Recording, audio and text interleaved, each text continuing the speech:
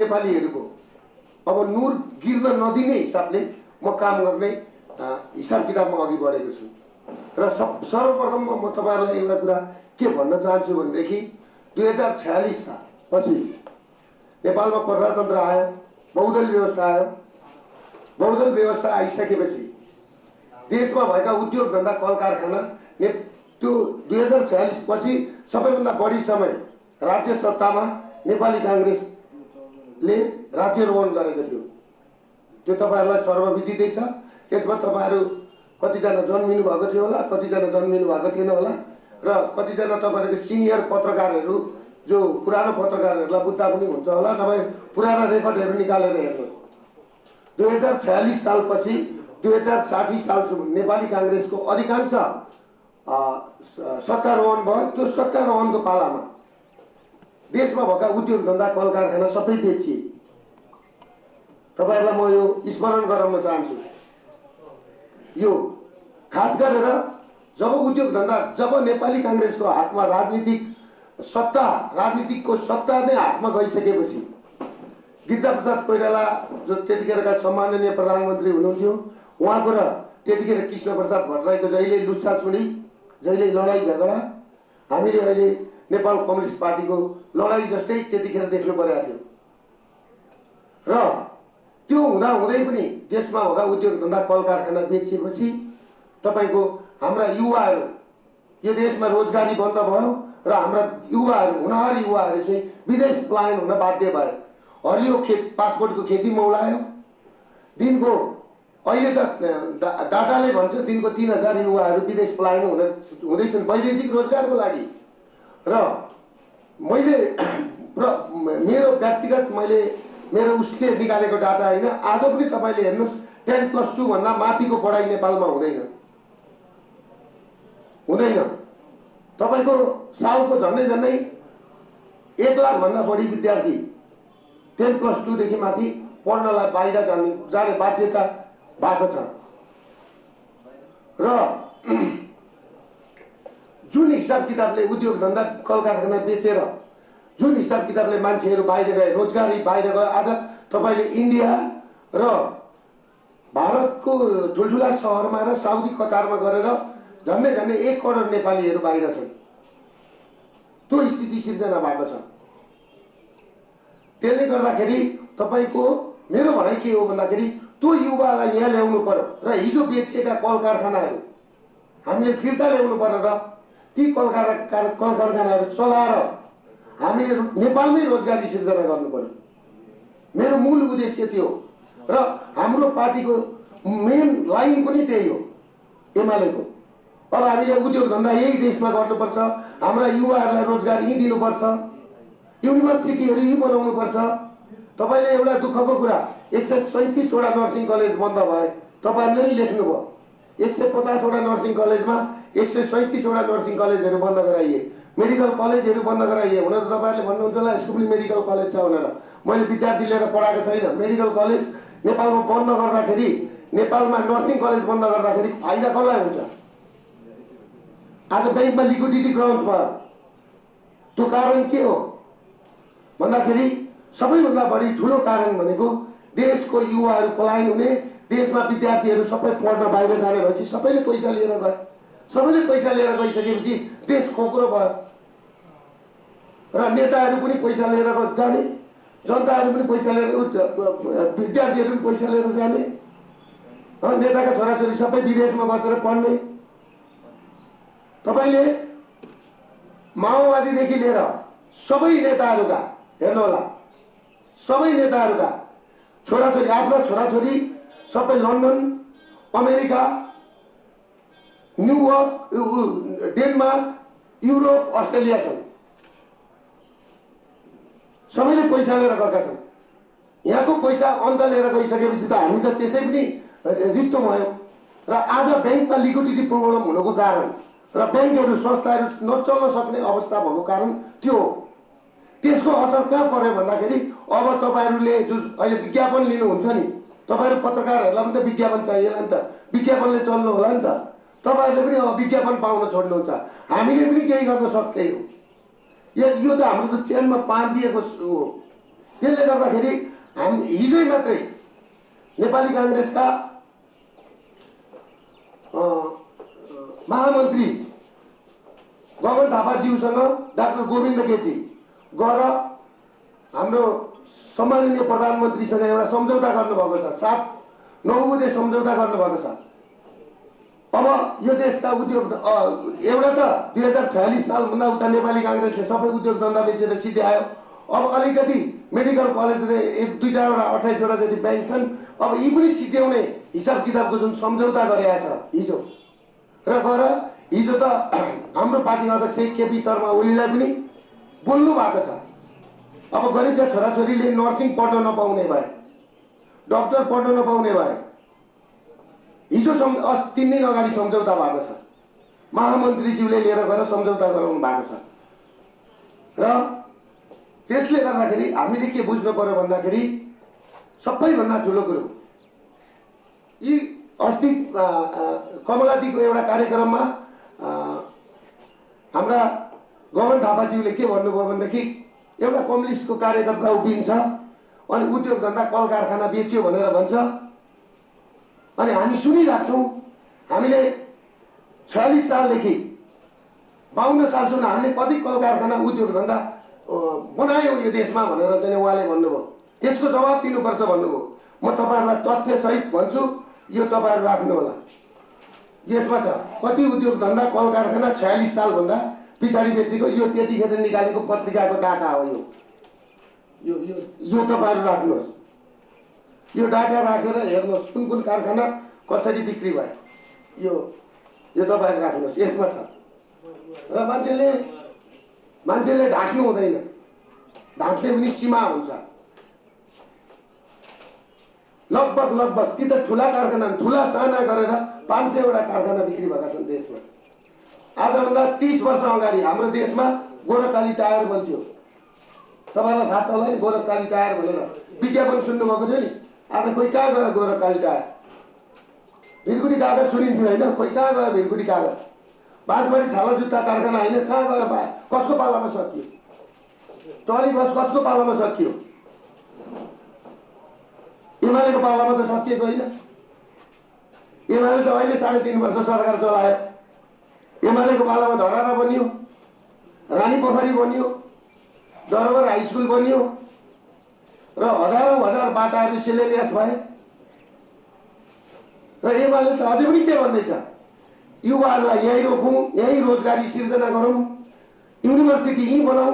20औं university चाहिएको छ हामीलाई। जस्तो अहिले लन्डनले नर्स माग्यो, राम्रो कुरा हो। स्किल मेन पावर पठाउन कि हाम्रो देश चाहिँ लेबर मात्रै जन्माउने देश त होइन नि त। स्किल मेन पावर पठाउन हाम्रो देशमा, पढाएर नर्सेस पठाउँ, डक्टरहरू बनाएर पठाउँ। हाम्रो चाहना थियो, हाम्रो पार्टीको उद्देश्य थियो। त्यसले गर्दाखेरि समग्र अब मैले यो सर्टकटमा यो कुरो भने उद्योग धन्दा कल कारखानाको विषयमा र अब अधिवेशनको विषयमा मैले भन्नुपर्दाखेरि अस्ति हाम्रो जुन 10औं महाधिवेशन, एमालेको 10औं महाधिवेशनमा हाम्रो महाधिवेशन उहाँहरूले के भन्नुहुन्थ्यो भने यो कुम्भ मेला भन्नुहुन्थ्यो। यो कुम्भ मेला भनेको मलाई थाहा छैन। हामीले 3 दिनमा हाम्रो राष्ट्रिय अधिवेशन महाधिवेशन सकेको थियौँ। 10औं लाख मान्छे हामीले सडकमा ल्याएर उहाँहरूले आएर एमालेको जनताहरू आएर तपाईँको चाहिँ महाधिवेशन हामीले 3 दिनमा सम्पन्न गरेर हाम्रो पार्टीले आफ्नो अब अहिले कार्यक्षेत्रमा कार्य विभाजन गरेर मलाई पनि एउटा कार्य विभाजनमा जिम्मा लगाएको छ। तर आज नेपाल कम्युनिस्ट पार्टी माओवादीको आज 8 दिन भइसक्यो। अब चाहिँ उहाँहरूको कुम्भ मेला भयो जस्तो मलाई लागिरहेको छ। उहाँहरूको कहिले सकिने हो होइन? र हामीले हाम्रो पार्टीलाई जनसमर्थन हुँदाखेरि उहाँहरूले के भन्नुभयो भने यत्रो भिड ल्याएर कहाँ हुन्छ? विचारको राजनीतिको कुरा गर्नुभयो। विचारको राजनीतिको कुरा गरिराख्दाखेरि जनताका छोराछोरीलाई बुर्जुवा शिक्षा भनेर बन्दुक बोकाइयो। आफ्ना छोराछोरी आज लन्डन अमेरिका पढाइँदैछ। अनि कुन बुर्जुवा शिक्षा र कुन स्वास्थ्य नीति र कुन शिक्षा नीतिको कुरा गरिराख्नु भएको छ? त्यस कारणले गर्दाखेरि हामीले के बुझ्नु पर्यो भनेदेखि मेरो छोरो पनि त्यहीँ पढ्ने, नेताका छोरा पनि त्यहीँ पढ्ने, साधारण मान्छेको छोराछोरी पनि त्यहीँ पढ्ने, त्यो खालको स्कुल हामीले बनाउनु पर्यो। त्यो खालको शिक्षा, त्यो खालको स्वास्थ्य, त्यो खालको रोजगारीको प्रणाली हामीले सिर्जना गर्नु छ। त्यो हाम्रो पार्टीले सिर्जना गर्ने भनेर हामी लागेका छौँ। तर उहाँहरूले कस्तो खालको नीति पास गर्नु हुँदैछ त्यो मलाई थाहा छैन। तर उहाँहरूले कुम्भ मेला भनिराख्दाखेरि एउटा महाधिवेशनमा शक्ति प्रदर्शन गर्ने हो नि त, होइन? उहाँहरूले अहिले 700-800 का बिचमा गर्नुभएको छ। कमलादीभित्र हाम्रोतिर पूर्वतिर सिनेमा हल हुन्थ्यो पहिला, त्यत्रा एउटा सिनेमा हलभित्र अधिवेशन गर्नुभएको छ। हाम्रा त जनता, हाम्रा एमालेका त जनता नआँटेर हामीले त त्यो नारायणीको तिरमा गरेको नि त ठुलो ठाउँ खोजेर। हाम्रो त्यो र हाम्रो पार्टीको लक्ष्य भनेको अब हाम्रो पार्टीले शिक्षा, स्वास्थ्य, रोजगारी, तीनटा कुरा, शिक्षा, स्वास्थ्य, रोजगार तीनटा कुरामा ध्यान दिएको छ। र अरू बाटा घाटा बनाउने कुरा, अरू पुनर्निर्माणका कुराहरूदेखि लिएर सबै गर्ने नै छ र त्यो सुरुवात गरिसकेको छ। त्यो भन्दै अब मलाई तपाईँहरूलाई केही चित्त नबुझेका कुरा छन् भने सोध्नुहोस्।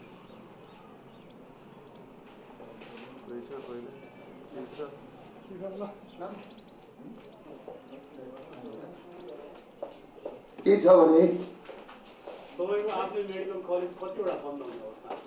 नर्सिङ कलेज र मेडिकल कलेज लगानीमा खोलेको मेडिकल कलेज र नर्सिङ कलेज कतिवटाको संख्यामा बन्द हुने अवस्था? मेरो त एउटै हो, त्यही एउटै बन्द हुन्छ। मेरो बन्द भएपछि एकछिन नि तपाईँलाई मैले भने नि, अब नर्सहरू बाहिर जान्छन्, बाहिर गएपछि यहाँ औषधि उपचार गर्ने नर्सहरू हुँदैन। भोलि तपाईँ हामी सबैले उपचार गर्न बाहिर जानुपर्छ, यहाँ पट्टी कस्ने नर्स नभएपछि तपाईँ कहाँ जानुहुन्छ? हामीले त कस्दैन डाक्टर साहब, होइन? अब उहाँ शेरबहादुर देउवा जो प्रधानमन्त्री हुनुहुन्छ उहाँले त सम्झौता गरिसक्नुभयो। अब देशमा उद्योग धन्दा, कल कारखाना, किनभने गोविन्द केसीको नीति पास गरिदिनको लागि उहाँले 9 बुँदे सहमति गर्नुभयो। उहाँहरूको नारा त के हो थाहा छ? देशमा उद्योग धन्दा, कल कारखाना खोल्नु हुँदैन, मेडिकल कलेज खोल्नु हुँदैन, युनिभर्सिटी बनाउनु हुँदैन, सबै युरोप अमेरिका पढ्न पठाउनुपर्छ, यो देशमा बच्चा जन्माउनुपर्छ, बुढाबुढी राख्नुपर्छ, 20 का युवा जति सबै बाहिर पठाउनुपर्छ भन्ने कुरा हो। त्यो त पास भइसक्यो त। नेपाली काङ्ग्रेसले दुईटा राम्रो काम गर्यो। पहिला उद्योग धन्दा बेच्यो 46 सालभन्दा अगाडि, अहिले एउटा 9 बुँदे सहमति गरेर साह्रै राम्रो गर्यो। अब भएका पनि बन्द गर्नुपर्छ भनेर कुरै त्यही हो भनेर यत्रो सम्पत्ति कहाँबाट जोड्नुभयो, केबाट जोड्नुभयो भनेर मैले के भने भनेदेखि तपाईँहरूका जुन पत्रिकाका मालिकहरू छन् नि, 20 वर्ष 25 वर्ष अगाडि उहाँहरू के हुनुहुन्थ्यो, आज कहाँ हुनुहुन्छ? सोध्नुहोस् न उहाँहरूले कसरी कमाएको। त्यही होइन कुरो धमलाजी? 25 वर्ष अगाडि कहाँ थियो, के थियो स्थिति, आज कहाँ हुनुहुन्छ, के छ, होइन? तर एउटा कुरा के थियो भने तपाईँले सरकारले तोक्योभन्दा बढी शुल्क लिएर पढाउने रणनीति गर्ने पार्टीलाई अघि बढाउने हो कि देशमा उद्योग धन्दा पनि खोल्ने, बाटो पनि बनाउने, पुल पनि बनाउने, बुढाबुढीहरूलाई भत्ता पनि दिने, होइन? औषधि उपचार पनि गर्ने पार्टीलाई चाहिँ भोट हाल्ने भन्ने कुरो त अब बुझ्नु पर्यो क्या मान्छे। एउटा कुरा। अर्को कुरो, अब 1 करोड मत झऱ्यो भने 70 लाख मत चाहिँ एमाले ल्याएर केपी ओली, फेरि केपी ओलीलाई सिंहदरबारको गेट नि रेडी भएर पर्खेर बसेका छन्। यी प्रधानमन्त्रीहरू भएनन्, कतिखेर तपाईँ आउनुहुन्छ भनेर नि सिंहदरबारको गेट पनि नि वेट गरेर बसेको छ। एकदम वेटिङ एन्ड सीको रणनीति लिएर बसेको छ। यी प्रधानमन्त्री भएनन् भनेर कुरो बुझ्नु भएन? कुरा त्यो। अनि दाइ, केपी ओलीलाई प्रधानमन्त्री बनाउने, एमालेलाई फेरि चुनाव जिताउने होइन, अनि त्यसपछि फेरि 2 पटक संसद विघटन गराउने? संसद विघटन गराउने कुरा त हेर्नुहोस् कार्यकारी अधिकार हो। त्यो तपाईँले कुरो बुझ्नु भएन होला, होइन? 2 पल्ट होइन 5 पल्ट पनि हुन्छ संसारमा। प्रजातन्त्र भएको देशमा नि यहाँ सुन्नु न, बोल्न नसकेको एक्जिक्युटिभ पावर जसले एक्सर्साइज गर्छ नि गर्छ। एक्जिक्युटिभ पावरको मतलब के हो? कार्यकारी भनेको नि उसले चाहँदा उसलाई हाम्रो हेर्नुहोस्, उहाँले पनि 8 साईको पानी खाएको, मैले पनि 8 साईको पानी खाएको, हामी एउटै बिरादरीको मान्छे भाइ। त्यो भएर अलिअलि त आइहाल्छ नि, 8 साईको झलको आउँछ, त्यो ठुलो कुरो होइन। भाइले यो एउटा क्वेसन सोध्नु भएको थियो, पहिला तपाईँले नै मिलाउनु भएको भन्नुभयो माओवादी र एमाले। अहिले पछिल्लो दिनमा के छ, भोलि गएर एमाले र माओवादी फेरि मिल्ने सम्भावना के छ? माओवादी नै छैनन्, कहाँबाट मिल्नु अब? म माओवादी, म एमालेमा गइसकेँ। सुन्नुहोस् गुरु, असली माओवादी जति सबै गइसके। जसले जनयुद्ध देखेको छैन, जसले जन आन्दोलन देखेको छैन, त्यहाँ सेकेन्ड म्यान भएर बसेका छन्। अब कोसँग मिल्ने? अलिअलि भएका कार्यकर्ता यो चुनावसम्ममा सबै आइसक्छन्। तपाईँले देख्नु भएन जम्मा माओवादी भेला भएको त्यहाँ माथि सिनेमा हलमा कति छन् माओवादी भन्ने? कस्तो खालको कुरा? त्यहाँ माथि देख्नु भएन? आज 7 दिन भयो। ल सत्य भनेको त्यो त्यहाँको स्क्वायर फिट हेर्ने भने एउटा सिनेमा हलमा 700 देखि 800 मान्छे हो होइन, 1000 मान्छे होलान् त्यहाँ होइन। हाम्रो 10औं लाख मान्छे थियो होइन त्रिशुली नारायणी किनारमा। तर हाम्रा धेरै ठुला मिडियाहरूले हाम्रो पार्टीको कभर गरेनन् नि, मानेनन् नि, कन्जुसियाई गरेन नि। तर सबै मिडियाका साथीहरूलाई के भन्छ भने कन्जुसियाई नगर्नुहोस्, भएको कुरो लेख्नुहोस्। पहिला तपाईँहरू सबैजना Durga Prasad mafia, done, हुस्की, brandy भनेर लेख्नुहुन्थ्यो नि। आज आम पब्लिकले के भन्दैछ तपाईँहरूलाई थाहा छ? दुर्गा प्रसाई भनेको सही रहेछ, सत्य कुरा बोल्दो रहेछ भन्ने कुरो तपाईँहरू भन्न थाल्नु भने अहिले पनि तपाईँहरू के भन्नुहुन्छ भने या बाध्यताले मात्रै भन्नुहुन्छ, बाहिर असित यसले ठिकै भनेको भन्नुहुन्छ क्या? कुरो बुझ्नु भएन? र तपाईँलाई म एउटा कुरा के भन्छु भने सत्य भनेको जहिले पनि अल्पमतमा हुन्छ, एक्लै हुन्छ। तर अन्तिममा विजय भनेको सत्यकै हुन्छ है, यो कुरा बुझ्नुहोस्। विजय सत्यको हुन्छ र गीतामा लेखेको कुरा पनि यही हो, गीताले पनि यही भन्छ। त्यो हो कुरा। अब तपाईँहरूको सक्यो होइन क्वेसन एन्सर सबै सक्यो होइन? त्यो मान्छे मार्क्सको कुरो गर्थे, कार्ल मार्क्सको किताब पढ्नुपर्छ भनेर मलाई अस्ति एकजना नेताले भन्नुभयो। मैले कार्ल मार्क्सको किताब पनि पढ्नुपर्छ, रामायण पनि पढ्नुपर्छ, गीता पनि पढ्नुपर्छ, स्वस्थानी पनि पढ्नुपर्छ। यी पढ्नका लागि लेखिएका किताब हुन् भनेर भन्नु कुरा भन्नु। तर स्वस्थानी पढाइ भन्दैमा नि उहिले सतीदेवी मरेपछि शिवजीले सतीदेवीलाई बोकेर हिँडे जस्तो कुइले यो अङ्ग त्यहाँ झरेर त्यसरी हिँड्ने होइन। परिमार्जनको शिवजी हुनु पर्यो क्या, 21औं शताब्दीको शिवजी, त्यतिखेरको शिवजी हुनु भएन। कार्ल मार्क्सको सिद्धान्तमा के छ भन्दाखेरि सबैका छोराछोरी बराबर पढुन् भन्ने हिसाबले स्कुलहरू राम्रा हुन्, नेताका छोराछोरी पढ्ने खालको स्कुल बनाओस् भन्ने थियो। त बनाउन सकिएन यहाँ। त अनि देवेन्द्र पौडेलले बाहिर पठाउनु त स्वाभाविक हो। मेरो छोरीले यहाँ एमडी नपाएर म 2 करोड भाडा तिरेर बाहिर पठाउँदैछु। म पनि कम्युनिस्टको मान्छे हो, पढाउन नपाउनु। म गरिब नै, म धनी हो नि भाइ। के को गरिब? 2 छाक भात खान पाएको मान्छे म गरिब भनेर कसरी आउँछु? आउँदैन। म कसरी सर्वहारा हो? कुन सर्वहारा भनेको कसलाई छ? नेपालमा को छ सर्वहारा? जसको पनि जन्मिँदा जग्गा छ, को छ सर्वहारा? तपाईँ सर्वहारा हो? हामीले आफ्नो बुद्धिलाई मात्रै सर्वहारा बनाएको, हामी कोही पनि सर्वहारा छैन। संसारमा सबैभन्दा धनी भनेको नेपाली हो। तपाईँलाई थाहा छ एउटा कुइरेले $5000 भेटायो भने नि बहुलाएर संसार घुम्न निस्किन्छ कि निस्किँदैन भन्नुहोस् त? हो कि होइन? $5000 भनेको मोटामोटी 5 लाख रुपियाँ हो कि होइन? हाम्रो यहाँ साधारण एउटा खलासी ड्राइभरसँग पनि 5 लाख रुपियाँ पैसा हुन्छ। 5 लाख रुपियाँ निकाल्न सक्ने हैसियत छन्। सबै मान्छे, कोही पनि सर्वहारा वर्ग छैन। यो नारा चाहिँ सर्वहारा वर्गको बाहिरी। तपाईँहरू पत्रकार मित्रहरूले बुझ्नुहोस्, काम चाहिँ नारा एउटा छ, काम अर्को भएर बिग्रेको। कुरो बुझ्नु भएन?